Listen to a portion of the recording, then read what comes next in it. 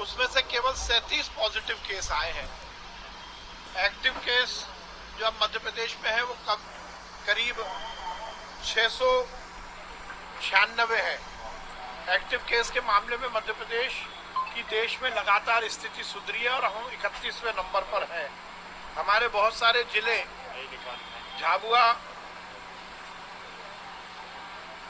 झाबुआ, बैतूल, गुना, ग्वालियर, खरगोन, मुरैना, सीहोर, राजगढ़, इनमें लगभग 0 केसेस हैं, कहीं भी कोई केस नहीं आया है।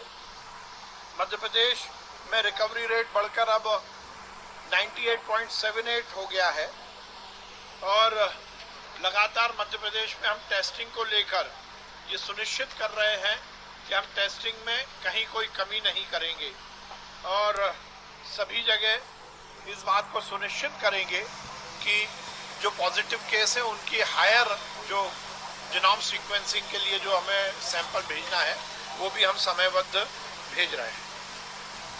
वैक्सीन की कमी बताई जा रही है कि मध्य प्रदेश में नहीं कोई वैक्सीन, देखिए क्योंकि हम बहुत तेजी से लगा रहे हैं, हम तो एक दिन में 10 लाख की संख्या पार कर रहे हैं, तो हमें जो जून के महीने का कोटा था वो भी प्राप्त हो गया। लगातार हम वैक्सीनेशन ड्राइव को सुनिश्चित कर रहे हैं और हम केंद्र सरकार से लगातार बात कर रहे हैं। माननीय मुख्यमंत्री जी ने स्वयं संज्ञान लेकर सभी स्तर पर बात की है और हम ये सुनिश्चित कर रहे हैं कि वैक्सीन हमें और ज़्यादा संख्या में मिले जिससे हम ज़्यादा से ज़्यादा लोगों को वैक्सीनेट कर सकें। 2023 की तैयारी चल रही है, 2023 की तैयारी चल रही है पूरी तरीके से। सर नए चेहरे निकल कर आएंगे कायम है पार्टी में, बीजेपी में, भारतीय जनता पार्टी में हर समय तैयारी चलती रहती है। सर आप लोग कचरा उठाने की तैयारी कर रहे हैं डाउ केमिकल का, आप गैस-पीड़ित संगठन उस पर आरोप लगा रहे हैं कि चीजें सामने। अब देखिए 2 बातें हैं, इस तरह के बिना किसी तथ्यों के विरोध के कारण ही सैकड़ों एकड़ जमीन जो कि गैस पीड़ितों को रोजगार दे सकती थी वो खंडर पड़ी हुई है।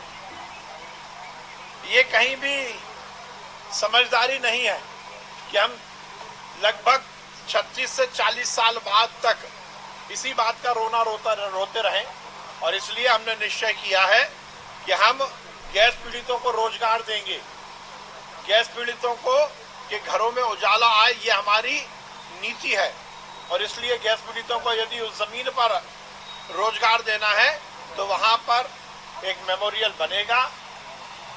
जो भी कचरा है उसका वैज्ञानिक रूप से निष्पादन होगा।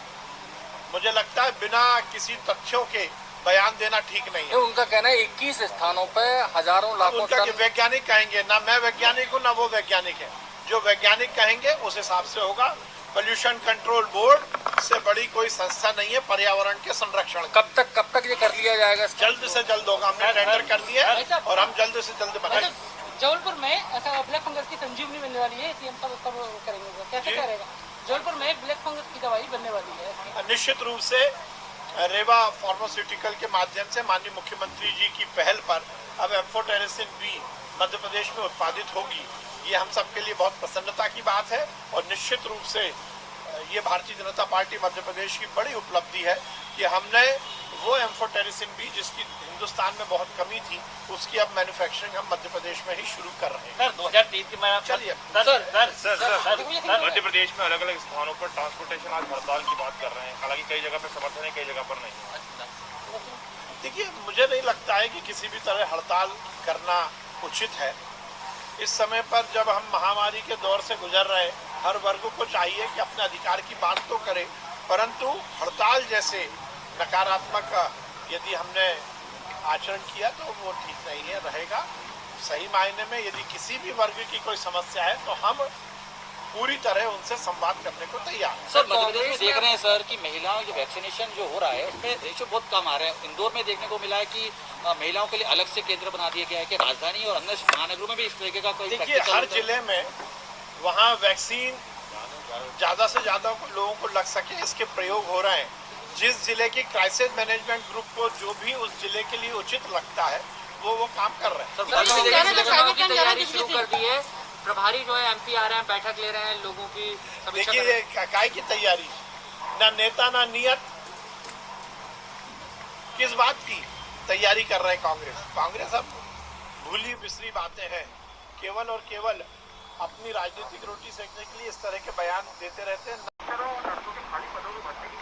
हम लगातार खाली पदों की पर नियुक्तियां कर रहे हैं और उसमें जहां भी कोई अड़चन आ रही है उसको पूरी तरह से खत्म करके सुनिश्चित कर रहे हैं कि अधिक से अधिक हमारे मेडिकल जो इंफ्रास्ट्रक्चर है उसमें मैन पावर आ सके और उनकी ट्रेनिंग भी हम वैसे ही करवा रहे हैं।